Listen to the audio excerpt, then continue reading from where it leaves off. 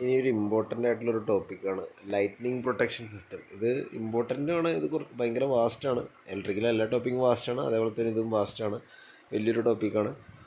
അതിൽ പല രീതികളിൽ ഈ ലൈറ്റ്നിങ് പ്രൊട്ടക്ഷൻ സിസ്റ്റത്തിൻ്റെ ചർച്ചകൾ പല വഴിക്കും തിരിഞ്ഞു പോകുന്ന കാര്യങ്ങളും ഉണ്ട് ഇതിൻ്റെ അകത്ത്. ഞാൻ അതിൻ്റെ ഒരു ബേസിക് നമ്മുടെ ഇൻസ്പെക്ടർ ഡയറിയിൽ കാണിച്ചേക്കുന്ന കുറച്ച് കാര്യങ്ങൾ പറയാനാണ് ഉദ്ദേശിക്കുന്നത്. അപ്പോൾ അതിൽ എക്സ്റ്റേണൽ ലൈറ്റിംഗ് പ്രൊട്ടക്ഷൻ, അതായത് മിന്നൽ കവചമാണ് ഉദ്ദേശിക്കുന്നത്, ലൈറ്റനിങ് ആണ്. അപ്പോൾ അത് ശ്രദ്ധിക്കുക, വേർഡ് ശ്രദ്ധിക്കുക.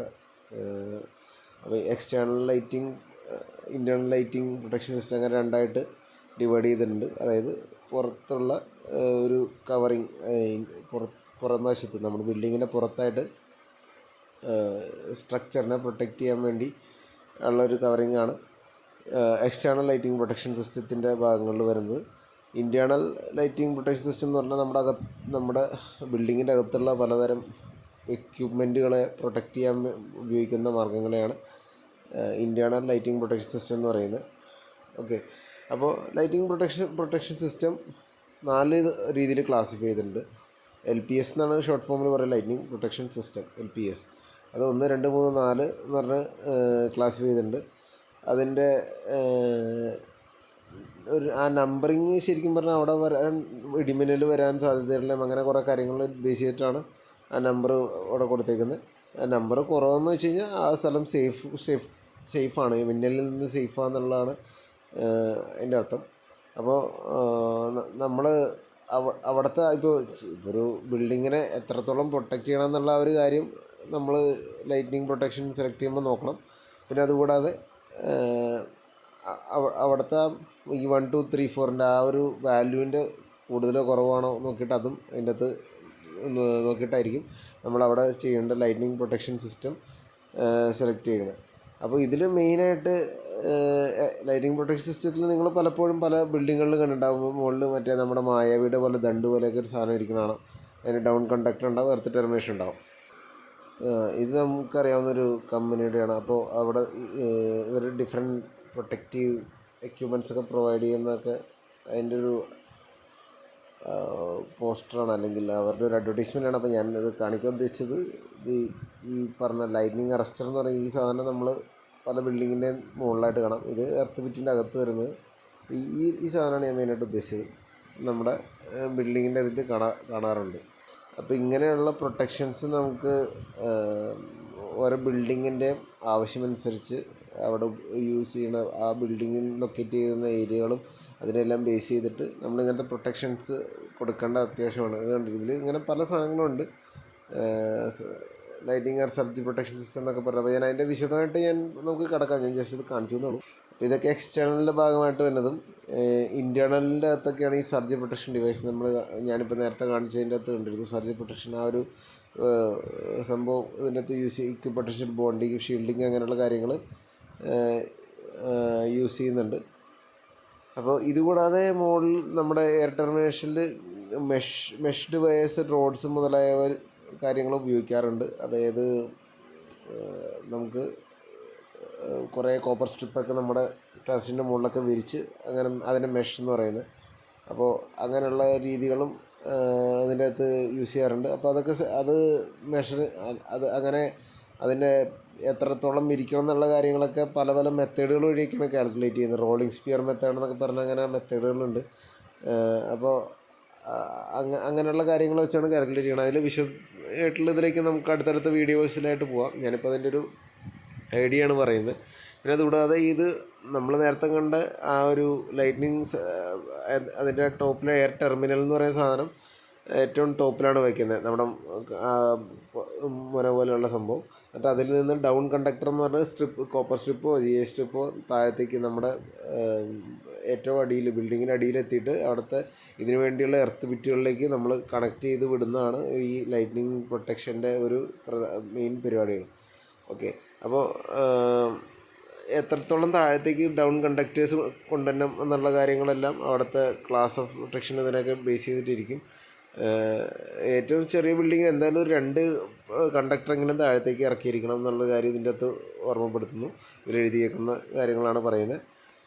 ഓക്കെ, അപ്പോൾ ഈ റോളിംഗ് സ്പിയർ മെത്തേഡ് എന്ന് പറഞ്ഞ കാര്യങ്ങളും ഇതൊക്കെ വെച്ചിട്ടാണ് ഇത് സെലക്ട് ചെയ്യുന്നത്. അപ്പോൾ അതിൻ്റെ ഒരു ടേബിൾ ഇവിടെ ഇങ്ങനെ കാണാം. ആ ടേബിളിൽ ക്ലാസ് ഓഫ് LPS എഴുതി 1 2 3 4. അപ്പോൾ 4 എന്നൊക്കെ പറഞ്ഞു കഴിഞ്ഞാൽ പ്രൊട്ടക്ഷൻ ഏറ്റവും കൂടുതൽ വേണ്ടി വരും എന്നുള്ളതാണ് അർത്ഥം. അപ്പോൾ അവിടെ യൂസ് ചെയ്യുന്ന മെഷിൻ്റെ സൈസാണ് പിന്നെ അതിൻ്റെ ഇത് കൊടുത്തേക്കുന്നത്. മെഷിൻ്റെ സൈസ് എന്ന് പറഞ്ഞാൽ ഇപ്പോൾ ഈ ബിൽഡിങ്ങിൻ്റെ പടം വരച്ചൊക്കെ കാണാം. അവിടെ മുകളിൽ എയർ ടെർമിനൽസും താഴത്തേക്ക് ഡൗൺ കണ്ടക്ടേഴ്സും കൊടുത്തേക്ക് കാണാം. ഇതാണ് മെഷ് എന്ന് പറഞ്ഞാൽ ഇങ്ങനെ മുകളിൽ ഇങ്ങനെ വല പോലെ ചെയ്തേക്കുന്ന പരിപാടിയാണ് മെഷ് എന്ന് പറയുന്നത്. വെച്ചാൽ ഇത് മൊത്തം കോപ്പറിൻ്റെ പട്ടയായിരിക്കും, കോപ്പർ GI പട്ടകളായിരിക്കും. അപ്പോൾ ഇതിൻ്റെ എത്രത്തോളം സൈസാണ് അതിൻ്റെ ലെങ്ത്തിൻ്റെ ബ്രെഡ്ത്ത്. ഇത് ഇപ്പോൾ ഒരു സ്ക്വയർ പോലത്തെ സാധനം ഉണ്ടല്ലോ, സ്ക്വയർ പോലത്തെ ഓരോ കള്ളികൾ എത്രത്തോളം സൈസിൻ്റെ ആണെന്നാണ് ഇതിൽ പറയുന്നത്. പിന്നെ അതിൻ്റെ ആംഗിളും അതിൻ്റെ അകത്ത് വരേണ്ട പ്രൊട്ടക്ഷൻ ആംഗിൾ, അത് എത്രത്തോളം ആംഗിളിൽ പ്രൊട്ടക്റ്റ് ചെയ്യുന്നുള്ള കാര്യങ്ങളാണ് പറയുന്നത്. ഒരു എത്രത്തോളം ഏരിയ കവറാവും എന്നുള്ളൊരു ഐഡിയ ആണ് ഇതിൻ്റെ അകത്ത് കിട്ടുന്നത്. മെഷീൻ്റെ സൈസ് കൂടിക്കൂടി വരുന്നുണ്ട്. 1 2 3 4 എന്ന് പറയുമ്പോൾ കൂടിക്കൂടി വരുന്നുണ്ട്. അതാണ് 5 × 5 എന്നൊക്കെ പറഞ്ഞാൽ മീറ്റേഴ്സിലാണ് വരുന്നത്. 5/5, 10/10, 15/15 എല്ലാം മീറ്റേഴ്സിലാണ്. പിന്നെ ബിൽഡിങ്ങിൻ്റെ ഹൈറ്റ് കൂടുന്നതനുസരിച്ച് ആംഗിൾ ഓഫ് പ്രൊട്ടക്ഷനും ഇവിടെ കൂടുന്നതൊക്കെ കാണാം. അതാണ് ഇവിടെ എഴുതിയിരിക്കുന്നത്. 10 മീറ്റർ ബിൽഡിങ്ങിൽ 4 എന്ന് പറഞ്ഞ ഏരിയയിൽ 65 വരെയുള്ള 65 മീറ്റർ വരെ 65 ഡിഗ്രി വരെയുള്ള പ്രൊട്ടക്ഷൻ കിട്ടും എന്നുള്ളതാണ് പറയുന്നത്. ബിൽഡിങ്ങിൻ്റെ ഹൈറ്റ് കൂടുന്നതനുസരിച്ച് പ്രൊട്ടക്ഷൻ്റെ റേഞ്ച് കുറയും. പിന്നെ ഈ റോളിംഗ് സ്പിയറും മീറ്ററിൻ്റെ റേഡിയസും അതെല്ലാം ആ മെത്തേഡ് വെച്ചിട്ടുള്ളതാണ്. അതിൻ്റെ ഒരു വിശദമായിട്ട് വീഡിയോ തന്നെ ചെയ്യേണ്ടി വരും. പിന്നെ ഡൗൺ കണ്ടക്ടറിൻ്റെ തമ്മിലുള്ള ഡിസ്റ്റൻസ് കൂടെ എഴുതിയിട്ടുണ്ട്. അപ്പോൾ ഈ പ്രൊട്ടക്ഷൻ ആംഗിളിൻ്റെ കേസും ഈ നമ്മുടെ റോളിംഗ് സ്പിയറിൻ്റെ കേസിൽ നിന്ന് ഞാൻ വേറൊരു വിശദമായിട്ടൊരു വീഡിയോ ചെയ്യേണ്ടി തന്നെ വരും. കാരണം അതൊരു സിമ്പിളായിട്ടുള്ള ടേബിൾ മനസ്സിലാക്കാൻ ഇത്തിരി ബുദ്ധിമുട്ടാണ്. നമ്മൾ ഇത്തരം തൽക്കാലം മനസ്സിലാക്കുക അതിൻ്റെ മെഷ് ഇങ്ങനെയാണ് ചെയ്യേണ്ടത്, അതിൻ്റെ ഏത് ഹൈറ്റാണ്, എത്ര കണ്ടക്ടേഴ്സ് അല്ലെങ്കിൽ ഡിസ്റ്റൻസ് ബിറ്റ്വീൻ കണ്ടക്ടർ എത്ര എന്നൊക്കെയുള്ള ആണ് ഇതിൻ്റെ അകത്ത് എഴുതിയേക്കുന്നത്. ഓക്കെ. പിന്നെ അതുകൂടാതെ ഇതിൽ copper, aluminium coated steel, copper coated steel, stainless steel, hot dip galvanised steel എല്ലാം നമ്മുടെ കണ്ടക്ടേഴ്സായിട്ട് യൂസ് ചെയ്യാറുണ്ട്. മിനിമം ഇതിന് 50 mm² cross sectional area use ചെയ്യണം. അലുമിനിയം യൂസ് ചെയ്യണമെങ്കിൽ മിനിമം 70 mm² യൂസ് ചെയ്യണം എന്നുള്ള കാര്യം ഇതിൻ്റെ അകത്ത് പറയുന്നുണ്ട്. പിന്നെ ഇതിൽ ഏതെങ്കിലും ഇൻ്റർ കണക്ഷൻസ്, ഡിഫറെൻറ്റ് മെറ്റീരിയൽ തമ്മിൽ ഇൻ്റർ കണക്ഷൻ ഉണ്ടെങ്കിൽ അത് പ്രോപ്പർ അതിൻ്റെ കോട്ടിങ്സ് ഒക്കെ ചെയ്യണ കേസും ഇതിൻ്റെ അകത്ത് പറയുന്നുണ്ട്. ഇതുകൂടാതെ ടെസ്റ്റ് ലിങ്കും ഇടയ്ക്ക് പ്ലേസ് ചെയ്യണ കേസ് പറയുന്നുണ്ട്. അപ്പോൾ ടെസ്റ്റ് ലിങ്ക് ബോക്സ് എന്ന് പറഞ്ഞാൽ വേറെ ഒന്നുമല്ല, ഇതേപോലത്തെ ഒരു ബോക്സാണ് ഇതിൻ്റെ അകത്ത്. അപ്പോൾ അതിൽ മെയിൻലി നമ്മൾ ലൈറ്റ്നിങ് അറസ്റ്റ് വേണമെങ്കിൽ നമുക്ക് ആ എർത്തുമായിട്ട് വിച്ഛേദിച്ചിട്ട് എർത്തുമായിട്ട് ഡയറക്റ്റ് കണക്ട് ചെയ്യുന്നതിൻ്റെ ഇടയിലൊരു ബോക്സാണ്. അപ്പോൾ ഈ കണക്ഷൻ ഈ കണക്ഷൻ ഊരി വിടാൻ പറ്റും. അപ്പോൾ ഈ കണക്ഷൻ ഊരി വിട്ട് കഴിഞ്ഞാൽ നമുക്ക് എർത്തിൻ്റെ വാല്യൂ ഒക്കെ ടെസ്റ്റ് ചെയ്യാൻ അതിനൊക്കെ യൂസ് ചെയ്യാം. അപ്പോൾ ആ ഒരു ബോക്സിൻ്റെ അകത്തായിരിക്കും ഇത് വരുന്നത്. അപ്പോൾ അത് യൂസ് ചെയ്യുമ്പോൾ ഒരു FRP എൻക്ലോഷറോ പോളികാർബണേറ്റ് എൻക്ലോഷറോ ഇപ്പോൾ നമ്മളുടെ അടുത്ത് പെട്ടി പോലത്തെ യൂസ് ചെയ്യുക. ടെസ്റ്റ് ലിങ്കിന് കഴിഞ്ഞതിന് ശേഷം നമ്മൾ ഈ നമ്മുടെ ബിൽഡിംഗ് ആയിട്ടുള്ള കോണ്ടാക്റ്റ് എപ്പോഴും അവോയ്ഡ് ചെയ്തിട്ടായി നമ്മൾ ഇൻസുലേറ്ററൊക്കെ യൂസ് ചെയ്തിട്ടായിരിക്കും ഇത് ഡൗൺ കണ്ടക്ടേഴ്സ് യൂസ് ചെയ്യുക. അപ്പോൾ ആ കേസ് അതിൻ്റെ അകത്ത് പറയുന്നുണ്ട്. നോൺ കണ്ടക്റ്റിംഗ് ആയിട്ടുള്ള പൈപ്പിൻ്റെ അകത്ത് കൂടി കടത്തി വിടാനൊക്കെ പറയുന്നുണ്ട്.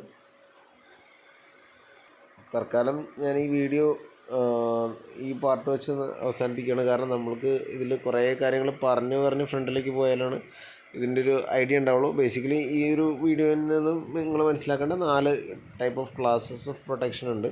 അല്ലെങ്കിൽ 4 സ്ഥലങ്ങളെ ബേസ് ചെയ്തിട്ട്, അല്ലെങ്കിൽ അവിടുത്തെ റേഞ്ച് ഓഫ് ലൈറ്റ്നിങ് ബേസ് ചെയ്തിട്ടാണ് ആ ഒരു സംഭവം വന്നേക്കുന്നത്. അപ്പം ബാക്കി തന്നെ വളരെ വിശദമായിട്ടുള്ള ഡീറ്റെയിൽ നമുക്ക് അടുത്തടുത്ത കമ്മിങ് വീഡിയോയിൽ നമുക്ക് നോക്കാം. അപ്പോൾ